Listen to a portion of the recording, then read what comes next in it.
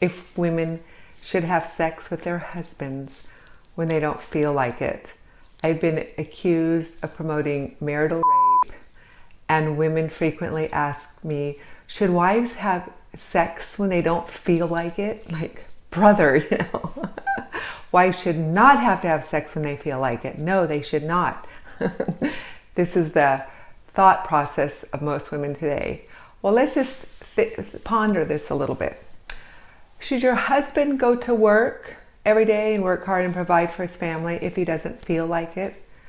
Should you not prepare your children food because you don't feel like it? Let's say your refrigerator is bare.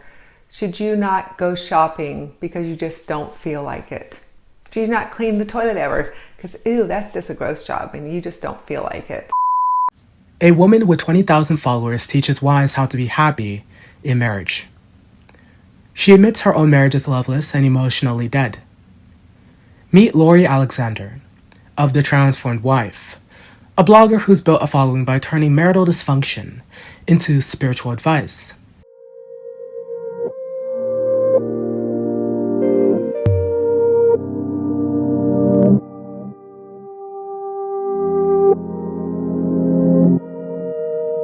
For over 20 years, she's lived with what she describes as an emotionally distant marriage. Most people would call this a problem. Lori calls it proof. Proof that her methods work. This is how dysfunction gets repackaged as spiritual truth. Lori's philosophy is simple. Wives must submit completely, regardless of circumstances. She compares marital intimacy to taking out the trash, a duty wives owe husbands. Women shouldn't work. Career ambitions are obstacles to godliness. Questioning your husband equals rebelling against God. She's created a closed-loop system where every contradiction becomes confirmation. Marital problems? You're not submitting enough. Feeling depressed? That's your flesh fighting God's design. Marital instincts saying something's wrong? Those instincts are rebellion. When critics challenge her, they become persecutors. Her husband intimidates them online. All dissent labeled as spiritual rebellion.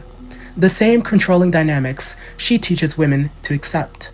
Former followers tell devastating stories. Years of self-doubt, depression, mothers ignoring crying babies for hours because Lori convinced them that parental responsiveness was harmful indulgence. The sleep training controversy reveals everything. While babies scream, mothers sick paralyzed, told their natural instincts are spiritually corrupt. These women describe it as psychological torture. Lori weaponizes vulnerability. She admits her marriage has problems, then claims these problems prove she is succeeding. It's a psychological trap. The worse things get, the more faithful you must be. This is textbook spiritual abuse. Religious concepts maintain control while eliminating accountability. Healthy questions become faith failures. Natural human responses gets pathologized as rebellion. The recovery process takes years. Women like those featured on Musings of a Gentle and Quiet Spirit, formerly known as, document the slow journey back to trusting their own experiences after systematic conditioning to doubt themselves. What's disturbing isn't just one woman's coping mechanism. She's teaching dysfunction to thousands of others. Lori's own words provide the evidence. Screenshots document years of teaching that removes consent from intimacy, characterizes women's need for respect as obstacles, and creates impossible standards designed to generate chronic shame. The psychological pattern is clear. Create unrealistic expectations. Blame faith when people fail to meet them. Use spiritual language to legitimize control. Frame criticism as persecution. After 20 plus years of her own advice, Lori describes a marriage lacking connection, respect, and genuine intimacy. Instead of questioning her approach, She uses this failure as proof of success. Recovery stories offer hope. Women are reclaiming their voices, finding spiritual communities emphasizing love over control. But unlearning takes years. Rebuilding confidence in your own judgment after being taught to distrust yourself completely. Genuine spiritual growth encourages questions and creates relationships with mutual respect. When a system produces doubt, stagnation, and dysfunction, the problem isn't the followers. It's the system. The transformed wife isn't an isolated case.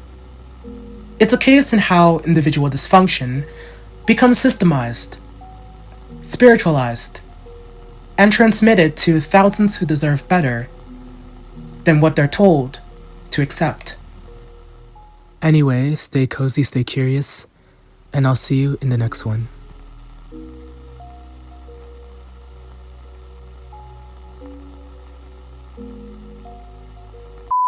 Just from a quick glimpse of her content, you kind of get this attitude from her that she can say no wrong, that she really does believe that everything that she puts forth is biblical, and because her ministry has done a lot of good, that she must be doing everything right, and nobody can point out any of the things that she teaches that are problematic, or else they're hating her, they're not being gracious, or they just don't believe the Bible and they're not a real Christian. And recognize that she does teach a lot of good things, but there are still things about her ministry that are legalistic and problematic that need to be called out. No Bible teacher, no pastor, no influencer is above reproach.